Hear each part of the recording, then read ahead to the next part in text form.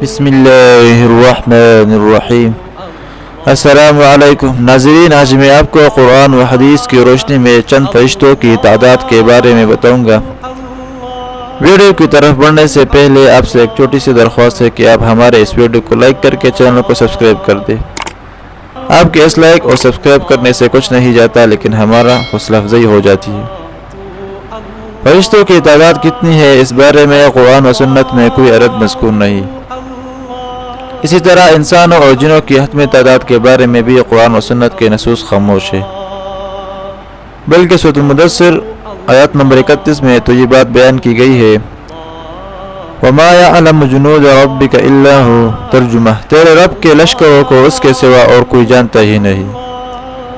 بعض احادیث سے معلوم ہوتا ہے کہ فرشتوں کی تعداد بہت زیادہ ہے، بلکہ اندازہ ہوتا ہے کہ انسانوں اور جنوں سے بھی ان کی تعداد بہت زیادہ ہے۔ ان سب کا حوالہ آپ ڈسکرپشن میں دیکھ سکتے ہیں۔ بیت المعمور میں نماز پڑھنے والے فرشتوں کی تعداد۔ حضرت مالک بن سعصع رضی اللہ عنہ سے روایت ہے کہ نبی اکرم صلی اللہ علیہ وسلم نے واقعہ معراج بیان کرتے ہوئے ارشاد فرمایا، مجھے بیت معمور دکھایا گیا، اس میں 70,000 فرشتے روزانہ نماز پڑھتے ہیں، اور ایک مرتبہ نماز پڑھ کر جو اس میں سے نکل جاتا ہے تو پھر وہ کبھی داخل نہیں ہوتا۔ جہنم کی لگاموں کو کھینچنے والے فرشتوں کی تعداد۔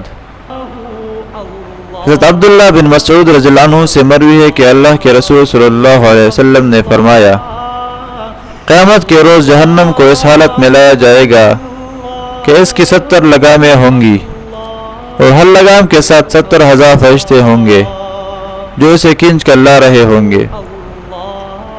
آسمان پر نماز پڑھنے والے فرشتوں کی تعداد۔